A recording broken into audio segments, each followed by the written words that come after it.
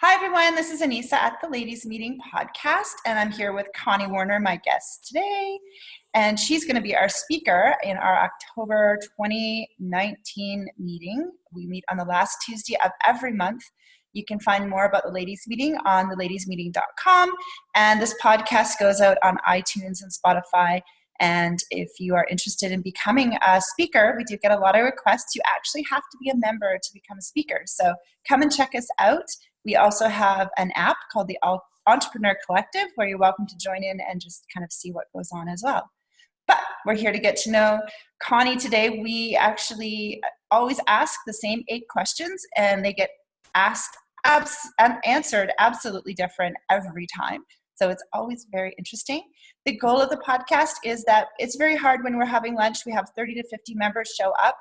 And so it's a challenge to get to know each other. And so my goal at lunch is just get to know 2 other amazing women while you're there at lunch, and then maybe meet with them again during the month. So you've actually built a solid foundation for a friendship, and then take time to listen to some of the recordings that we do and get to know people and more about their business and their life and who they are. And then you're not starting from scratch, which is kind of fun. So welcome, Connie. Well, thank you. Great to be here. And where are you today? I'm up here in Whistler, British Columbia, Canada. Well, I'm down in Yaletown, Vancouver. Yes, beautiful spot. One of my favorite spots in the world. Yes. I picked a hairdresser down there specifically so that I could go wander around during my appointments. Have you been to I think it's called The Cross, that decorating store? Oh, I don't know. Oh, it's amazing. I'm still learning, but mine is over by Granville Island, my hairdresser, so it's convenient. I can take the taxi across the water. Oh, awesome. I love the water taxi. If I go to visit Maggie, I take the little taxi across quite often. She comes over to visit me on the taxi. Yeah. Oh, perfect. Well, we'll have to do it together one day. It'll be fun. Yes. And there's a couple favorite spots for a glass of wine. Yes. And we'll all enjoy that. That would be awesome. So tell us a little bit more about who you are and your business, and then we'll get into some of the questions. Well, my business is National Quality Training Group, Inc., and has been incorporated for 25 years. So I'm very much a businesswoman. That's my identity. I love business, and I love being in control of my own destiny. And I guess that's why I'm in business for myself. I've a lot of history. I've come here because I'm ready for something new. And so it's a beautiful place, and I have found that it's a different way of doing business out here. I'm from Alberta, where culture is a little different and definitely more results-oriented, a faster pace than I'm finding out here. I think nature makes us stop and think, where in Alberta, we're just moving too quickly. And so it's been a real journey for me to come out here and basically restart a brand new business, even though it's 25 years old. So it's been a journey. Interesting. I always say to people, what's the difference between Toronto and Vancouver? I say we work to play. We play to work, they work to play. Yes. No, other way around, but you know what I mean? Yeah, it's very different, very similar, I think, Alberta right now is different than what it has been, but certainly very results-oriented, very entrepreneurial. And out here, it's just a different way of being, and I'm loving it.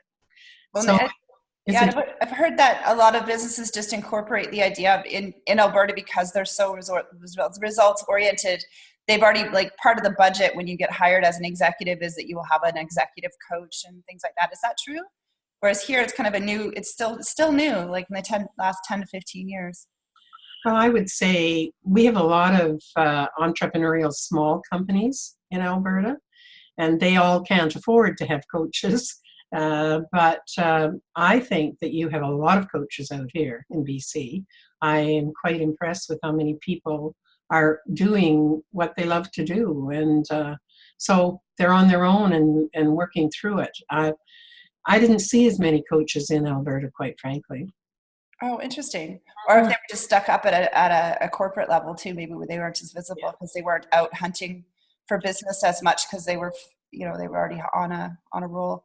And I have worked a lot with businesses because I implemented ISO 9000, which is a quality management system, into 42 businesses within a period of 10 years. So it was like re-engineering businesses. And I'm not a processor. I don't know how I did that, but I loved working with people. And it was quite an adventure as part of my 25 years. And as I worked with process, I realized that people do the process. And if the leadership doesn't understand how to manage their people, unfortunately, they don't get the quality that they are trying to. So that's when I became a behavioral analyst and started to work with the people instead of process. And that is what I do today. Mm-hmm. Yeah, I was with the Coffee House Network that I do a little teaching on leadership each week, just to get, it also forces me to do some recording time. And we're studying the 21 irrefutable laws of leadership with John Maxwell. And one of the things that I think a lot of people don't understand is the law of the lid, which is if the leader hasn't got the skill set and hasn't taken time to raise their own lid, there's a lid for the business, right? Yeah. You can hire a lot of smart people, and you can hire people that are smarter than you, but you still need at least some very key leadership skills to get to a certain level and to keep learning, to keep the business growing. But also, you're not going to, there's a saying of, you're just taking a walk in the woods. If no one's following, you're not actually a leader. You're just taking a walk in the woods because there's nobody following you. But if you're only a level 3 leader, you're only going to have level 3 employees as far as skill level and where you're going. So having someone like you to come into a business and see where those key skills need to be implemented and shared and grown would really turn something around, I suspect. Well, so the last 20 years, actually, I've worked a lot with educators, teachers, principals, and in Edmonton. And, if the leader doesn't know who they are, so this is so much about self-awareness. It's recognizing how you get in the way of your own success, how your behavior affects the people around you. Mm-hmm. And the more you understand that, you can create a safe place for your people, but it's not just recognizing who you are, it's recognizing who do I have around me? Mm-hmm. How do I have to adapt to bring out the best in them? Mm-hmm. And that takes the ability to have empathy, to be able to be diverse and see the diversity, respect the diversity without judgment. It takes a lot to be a leader. It really does. And I love working with educators because they're continuous learners. They're open and they teach our children. And that is really kind of my market. I love it. And I've had a lot of success in it. And I know I've made a difference. So that's important to me. I'm very passionate about making a difference. That's why I'm here. Awesome. And it's a certain mindset that always is growing. So to get into our questions, mm-hmm. What are the 3 most important things we should know about you? Not just your business, but you. Well, I am a widow. I have been a widow now for just about 5 years, and I was married a very, very long time to a lovely Englishman who taught me how to make Yorkshire pudding, which I never knew. And we were married in Montreal, and we lived in Montreal. We lived in Saskatoon, which I'm originally from Saskatchewan, born and raised in Saskatchewan. I got homesick, and my husband, who was an engineer, had a bit of a tough time finding engineering work out in Saskatoon, but he did, and we moved west. Mm-hmm. And then we moved into Alberta when Syncrude was being built, and he was very involved in that. And so I was 45 years in Edmonton. And so for me, it had become Deadmonton, which is an interesting thing. I never thought of it that way till I had some friends out here say, why are you living in Deadmonton? And I was quite offended. However, when I come out here and see all the nature and the lovely people that I've met, maybe it had become Deadmonton for me. Maybe it was time for me to move on. Edmonton is a beautiful city, and I have no regrets about having lived there. But, change is important. And so without a husband, I'm on my own. I have 2 sons with 3 granddaughters in Calgary. And they are lovely families. I have no issues in my family, which is lovely. We're pretty pretty comfortable group of people. I have great relationship with my sons and their wives, and it's all good. And I have a sister out here in Langley, so that kind of makes it nice to have someone close by. But I'm a risk taker, and I just sold everything and came to Vancouver. So I've met some wonderful women. Most of them came from your Sylvia meetings, and they're powerful, they're kind, they're supportive. Yeah, I'm being very blessed to meet the women I have. Oh, and same back at you. It's lovely to have you as part of the women's group. It's definitely adds. I'm always looking to have a range of different kind of people that come in, not just people that are working, but people that are retired, people are, like someone that we can all learn something from, because we all, when we see somebody that's different from ourselves, someone that's from the prairies or someone that's been in the corporate or been in, raised kids, not raised kids. I think we all have something to learn from each other. I'm really enjoying watching Jen Jen Thacker tromp around the world. And I connected her with a friend that's from Whistler in Greece, and they end up knowing each other, so just like the soul circle and the soul connections that just are naturally happening are so amazing at the ladies' meeting. So thank you. Well, that is, I've been looking for my tribe, and I've been saying that for lots of years. And so my son says to me, he says, "Mom, I think you found your tribe out there." So it's lovely to find women that I can connect with at a deeper level, where we can talk about things that really matter. Mm-hmm. We women have a very, very important job to help to save this planet. And I think that there's a lot of them right here in Vancouver that can do that. Amen, sister. I agree. So number 2, what's the second thing we should know about you? Well, I think I've kind of told you about, as a consultant, I've done such a variety of work that in the past year that I've been here in Vancouver, it's been really interesting for me, because trying to reinvent yourself when you've got so much and you've been done such a variety of work that it's hard to nail it. What is it that you really want to do? And I think that when we finally know what we really, really want, that's when it happens. Because otherwise, I think we send this message to the universe that you don't really know what you want, so you're not going to get it. The more you have clarity, the more important life is for you. And so it's taken me a year to get really clear, but I'm clear now. So now I can make things happen. But it is about clarity. And so having been in business for 25 years sounds lovely, but I've done so many things and reinvented myself so many times. And I've managed a private vocational school for 3 years. I owned a real estate company for 6 years. I've got so much history that sometimes you lose sense of what is your identity. Yeah, no, I relate to that. When my kids grew up and moved out of the house, I sold the house in Abbotsford and just decided to tromp off into the sunset, moved to Vancouver, decided it was too noisy for me, and ended up here in Whistler. And to just take the time to get to know yourself again after having kids was just like this whole totally rebuilding who you are. Yes. In so many ways. It's a skill. Letting yourself be you is a skill. Well, a lot of people are afraid to make that take that great risk and do it. And so I'm grateful that I'm resilient, and I'm grateful for that. And maybe that has something to do with my Saskatchewan roots. I don't know.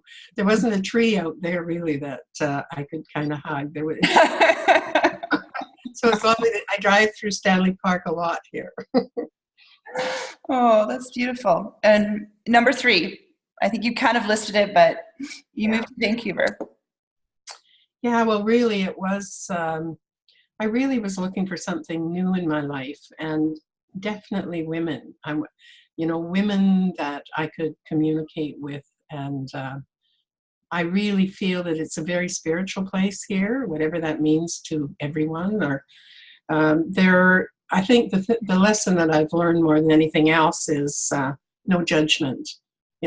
I'm okay and you're okay. And those are 2 big words for me. And so being able to be amongst diverse women that have so much to offer has made me feel like I'm at home. Awesome. And what is work and what is play? Well, yeah, I've been accused of, Connie, your work is who you are, and it is who I am. My work is everything to me. So, which is interesting because I haven't done a lot of work out here in Vancouver in the past year, just getting my feet on the ground. But I do go back to Edmonton. I do have contracts in Edmonton. I fly back and forth. But without my work, it's my identity. My work is who I am. What's your favorite thing to do with your granddaughters? Well, now that they're not babies anymore. I have a 28-year-old granddaughter, a 23-year-old granddaughter, and a 16-year-old granddaughter. And we had a lot of fun when they were little because I lived in Edmonton and they all lived there. So I grew up with them. They grew up with me. And I was young enough to be a grandma that I was accused of being their mother more than once. So that was kind of nice. Me too. I get that sometimes. I love it. And my granddaughter would say, "That's not my grandmother. That's not my mother. That's my grandmother." So, so they, of course, are all watching me very carefully. Grandma took this risk and came out here all by herself. And my 16-year-old granddaughter wrote a story that she had to write in school about someone that she really admired. And she talked about her grandma who took this risk. And so I better succeed out here because they're all watching me. What's your favorite thing to do with them? Even growing up, what was your favorite thing to play? Well, I think we've taken them on holidays when my husband was still alive and taken for 2 weeks and did crazy things. And I loved it when they came and stayed overnight. And sleepovers. Yeah. Cool. And they're very open. They're smart girls. One is just about finished her degree for teaching. The other one is a social worker. And the 16-year-old is in grade 11, but a very highly emotionally intelligent young girl. And I think, I'm proud to have supported my family with emotional intelligence where they can understand how emotions affect what goes on and how they need to know who they are. And to see my granddaughters being that, I think that's part of my legacy. That's awesome. I know I talked to my daughter this morning and she rarely calls 2 or 3 times to get a hold of me. And she's like, "I joined my first fundraising committee." And I'm like, "Yep, you were raised to be a leader." By the way, that Robert's Rules of Orders that I gave you for Christmas last year, you can pull it out now. She thought it was crazy giving it to her. So yeah, it's cool to see that what you taught them and where you led them is growing and thriving. Is there something you want others to help you achieve or support? Well, I for years have really felt, because I do a lot of one-on-one coaching and I do team building where I go in and work with teams, but I have always felt like I would love to do retreats with women and pass my knowledge on. And well, I don't know if you can see over here, there's a coffee table and it has 10 projects on it. One of them is a retreat. So, well, on the same page. Speaking of Jen, she has put myself together with 2 other women from your group of ladies. And she says, "You 3 are all so powerful and have made such a difference in my life." And she says, "I think you should do something." And I really feel like a retreat would be amazing. And I guess I've worked alone for so long and I'm really feeling the need to collaborate, to brainstorm, to inspire, because when you're on your own, you have to constantly be inspiring yourself. And after 25 years, what's new? So that would be something that I would love to get the support of. And I have no idea where, what, or when, but it's obviously falling into place. I think so. If you could pick one book that everyone would read or have, what would it be? Well, I don't know if you know David McNally, but he had a very big impact on me with his book, Even Eagles Need a Push. I went and looked it up. Oh, a little bit. It's amazing. And I've brought it into my business. And when it's about the mother eagle that has the courage to push her babies out of the nest, because if she didn't give them the push, they would never know that they were meant to be eagles. And it's just such a powerful story. And I really got a lot out of it, and I've stayed in touch with him as an author. He's a beautiful man. He's not young anymore, but his message will go on forever. And of course, Brené Brown, who we all know. Yes. And my friend just sent me a link to her latest article, and it's fascinating about her experience of love and lovelessness that's going on right now on our planet. And I really think that that's the message, is it's time for us to take care of each other. Mm-hmm. Oh, maybe you could share that in the Facebook page, our private Facebook page, then also in the app if you're interested. That would be a really cool article to share. It's a great article. What is your favorite thing to do with friends? Well, I really have enjoyed the happy hours that Jen has got going at the Sylvia on a Friday. I wish I could come down. I work Friday nights, but that's fun. So yeah, I think that the women are enjoying it, and everybody's talking at once, but it's all okay. It's a place to go and express yourself and have a fun time. So yeah, I love going out for dinner. I love to, because I live alone and I'm an extrovert. So processing internally isn't what I do best. I process externally, and so being with my friends is really important. And making friends was a journey, but I'm here, and I have friends that I can do that with. So it's good. Awesome. It's so nice to hear. Sometimes I feel like we don't use the word friend enough. Because we're all like, we're just going to go out and network and do business. And it's like, no, let's build deep friendships, and the business will come. It will surround us. We will be the center of it, because we can all know, like, and trust each other so deeply that no one's going to go anywhere else or not recommend someone that's a worthy recommendation. If you've ever been in BNI, where you get the complaint is you get these like shallow recommendations that don't really go anywhere. Whereas if you know that you know someone deeply, you're not going to give them a bad lead, right? Yeah. And it's not, it's not about the people selling to the people in the group. It's who do you know that they might know somebody, right? So it's kind of cool. Well, networking is a is a talent, I guess, but it's not mine. I like face-to-face. I like to know who I'm talking to. I'd suggest you're actually quite good at networking. You're doing a pretty good job. Well, it's me being me. We don't all have to do it at the speed of light, and sometimes quality over quantity, and I think you're doing great. Thank you. What is a product you are rarely without? Well, I thought about that, and I honestly, it's my phone. And last night I was out for dinner at the Sandbar, and it's a long story, but I had put my phone on the very back of the car and left it there, and then realized after dinner that where's my phone? And anybody could have stolen my phone. It was sitting on the back of a car in a parking lot.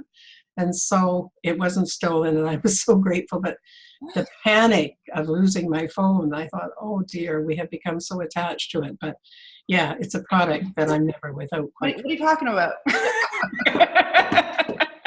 So, do you have Find My Phone turned on, or like, what kind of phone do you have? I have a Samsung. They probably have some sort of tracker on it so that you can turn on. So whenever I can't find my phone, I can track it from my other phone or from my laptop. Well, I do have another phone too, and I phoned it and it wasn't ringing. So I knew I didn't have it in my big purse or left it at the restaurant because they were hunting too. So I felt a little silly, but no, my phone is, and when I have to say, because there's so many people walking here in Vancouver, which we never saw in Edmonton, that many. When I see them all looking into their phone, I think, what have we done to ourselves? The phone is important, but what has it become? And I'm concerned about their ability to be able to communicate other than by text. So, they're doing videos and stuff like that in the back, but they're talking like this, which is kind of the next thing. Which it's not the same as going for a glass of wine, but they've got their. It's evolving, right? They are evolving, and we're about to go into a whole do this in 3D where if I pick up my phone, you're going to be able to hear and touch and like if I picked up a cup of coffee and the temperature of the room, we're going to be able to do so many different things with You're Facebook. so smart. You're so smart. You see, you're way ahead of me.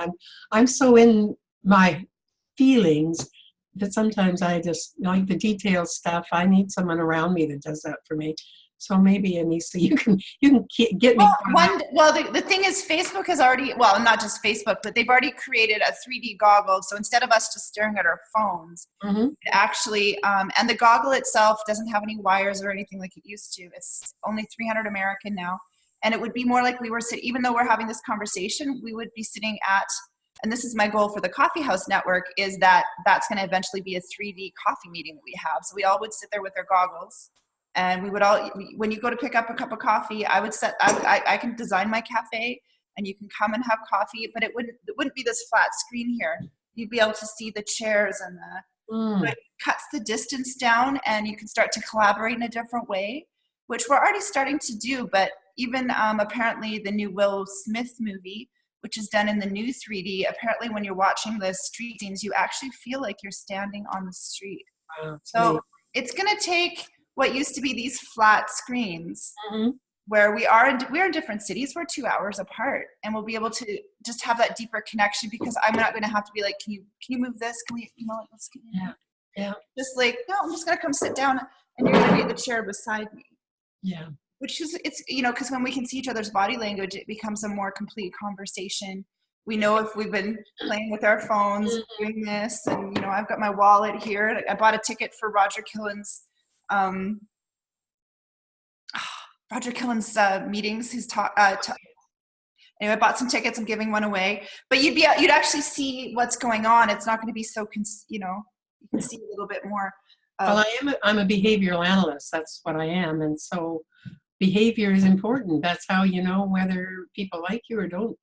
Are they with you or aren't they with you? And so being able to read behavior is so critical, and knowing how to adapt in order to achieve whatever it is that you're trying to achieve. Well, that comes to my last question, which is, what do you hope to keep doing 10 or 20 years from now? Oh, it isn't going to be a surprise because my work is who I am. I will work until I can't work anymore. I just feel that I have a message. I see myself as a messenger, and if I can make people's lives more comfortable because they understand who they are and they are not so judgmental about others, then I'll continue to talk about that forever. Amazing. Thank you so much for doing that and taking that on. It's a big job. I'm not going to save the world, but maybe one or two people here and there. Well, I don't think many of us are going to do the traditional retirement thing because I just don't know. Like, I moved to Whistler because to me, this is my retirement life. I'm living where I want. I'm close to my grandkids. I can reach my son. Like, I can drive a couple hours in each direction and get to everybody that I need to. Yes. And I can, if I go blind and can't walk, I can still get to the store, I can crawl for help. I live on a lake. It's just like, it's all here. And to me, this is my retirement life. I've got another 50 to 60 healthy years, I think. Yes. But this is my retirement life. Well, and that's how I feel about Vancouver, that I can still have a great purpose here, but enjoy all of nature and feel like I'm retired and but still have fun, right? Yeah, it's true. So on the last Tuesday, you're going to be our speaker and you're going to be talking, well, I'll let you introduce the topic that you're going to be speaking on. And if you're watching this video, you can go to ladiesmeeting.com afterwards /live-events, or you can just Google the Ladies Meeting live events and you'll find us as well. So tell us more about what you're going to be talking on. Well, the assessment tool that I use, and I've used a lot with leaders in the education system, is built around emotional intelligence. And it looks at several areas of how we see ourselves and how we see others, and how our emotions affect our ability to make decisions, how we manage stress, how we're managing our emotions, and do we feel we're good enough? Am I okay, right? Because it all starts with self-regard. And so I'm just going to take everyone through this little process of what does emotional intelligence look like for you? How are you managing them? And are you even aware of them? Getting in touch with our feelings is one of our biggest problems because we live in our head a lot, and my goal is to take us out of our head and into the heart, and I have that journey myself. So that's really my message is, do you really know who you are? Can't wait to hear more. So we will see you on the last Tuesday. If I don't see, I'm coming down for the Get Inspired Talks with Roger Killen on Saturday the 19th. So hopefully maybe there's time for a glass of wine in there somewhere. We'll see what the time looks like. But otherwise, I will see you down in Vancouver on the last Tuesday of October. Perfect. I'll look forward to that. Thank you so much for your time today. I really appreciate it. You're welcome. Bye for now. Take care.